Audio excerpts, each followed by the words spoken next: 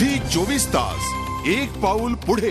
सांगली महापालिकेच्या निवडणुकीत पैशांचा पाऊस पडतो। राष्ट्रवादी काँग्रेसकडून या निवडणुकीत पैशांचा बाजार मांडला गेला। राष्ट्रवादी काँग्रेसचा नेता इब्राहिम चौधरीने मतदारांना भुलवण्यासाठी पैशांचा आमिष दिला। मुलगा जुबेर चौधरीलाच मतदान करा असं आवाहन करत इब्राहिम चौधरीने पैसे वाटले।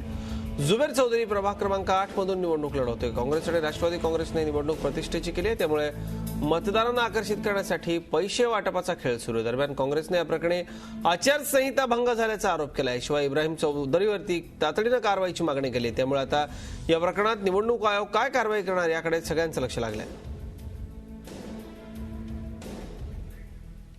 जुबेर इब्राहिम चौधरी यांचे वडील राष्ट्रवादीचे नेते इब्राहिम मलिक चौधरी यांनी आज लोकशाहीला काळिमा फासेल असं कृत्य आज केलेलं आहे आणि त्यांनी राष्ट्रवादीला 3 मते द्या असे सांगत त्यांनी पैसे वाटप केलेलं आहे। अशा पद्धतीने जर हे लोक निवडणूक लढवत असतील तर चांगली लोक राजकारणात कशी येऊ शकतील आणि या लोकांनी पैशाच्या बळावर आज चांगले उमेदवार मागे ढकलायचे आणि स्वतः आपली मुलं निवडून आणायचे, अशा पद्धतीने हे कारभार चाललेला आहे।